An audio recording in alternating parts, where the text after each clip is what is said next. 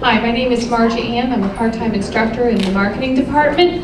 And you may recognize some of these sleepy students. Maybe they were in your classroom. That's the title of my talk. Tuning in, tuned out students. In fact, I hate to say it, maybe it was us one of these days. Now, why is this important to us? Well, sleepy students, bored students, could eventually equal bored adults. And as a business owner, and I run a business down the street, the last thing that I want to do is deal with bored adults because they don't get a message. They don't do what I need done at my company. So, my motto, when I start teaching class at Towson University, class unofficially starts 5 to 10 minutes ahead of the official timetable. That means that I have to put something on to really kick up the tempo. Just like when you eat at Outback Steakhouse, the steakhouse, that music beats, well that's your eating tempo.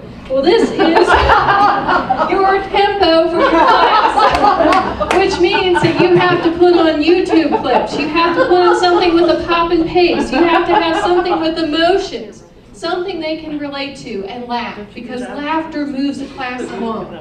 Now, in addition to laughter, which is wonderful, and a health aspect, is you gotta relate to the students. If you want to tune them in, then start talking to them. Start talking to them individually about hobbies, internships, jobs, and families. Make them a connection. You're not just an instructor, you become their advisor, and eventually you're gonna transition as they go into the workforce as a colleague, somebody that they can look for. One of the things studies show is that you have 15 minutes, that's 15 freaking minutes, as my students would say, to get their attention. And then after 15 minutes, it dwindles. And it's the same with adults. And if you had lunch, it's a lot less. You gotta front load your class, which means this. I have those kids assigned questions. I do not teach my class. They teach the material back to me, and then I move the class along with the commentary.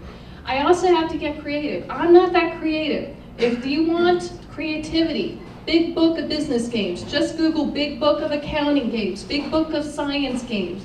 They're application games that are very quick, that can apply to your lesson, that are fun and engaging.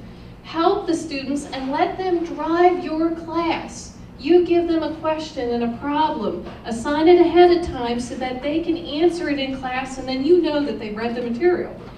Here's all these books that they have to read. So what I do is I assign them questions from their textbook. They have to answer it, not just word for word, but they also have to find experts that complement or contradict the material. And I make sure that there's some type of application to that material, either the Big Book of Business Games, Big Book of Accounting Games, whatever it is, to keep them engaged in the class.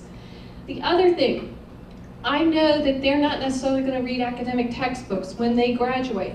Inc.com, Baltimore Business Journal, but I'm going to point to Inc.com. Every student in every discipline can benefit from this magazine. It teaches students about all the types of businesses and all the disciplines started up. I have the students interview somebody in their discipline. What's it like to work there? What are your mistakes that you've made? What are some of your successes? So they know what that job could potentially be like for them. And I don't want to talk all the time. So I rely on all of you to come to my class and talk. And I rely on business folks to talk for 15 to 20 minutes. And I also tell these business folks, tell them about the mistakes. They don't want, my students don't want to take notes. Half the time they don't. So I do fill in the blanks. That's the old-fashioned way. I know it's not supposed to work, but they're more paying attention to those blanks when I do it that way. Just short fill in the blanks occasionally. And I tell them stories. Chunks ahoy! Okay? I should serve them that too. I tell them stories about what happened to me in real life on the job and how it applies to what they're going to experience. Because the whole purpose of us teaching is so that they remember the material, that they don't forget the material. They take those nuggets with them in some place and they can apply those particular things. The main point of this is that we're taking them from student to graduation to putting them into the workforce so that they can work for these particular companies, and I'll showcase my company at the end. I'm looking for these students to be the next generation, the ones that I want to employ. Thank you.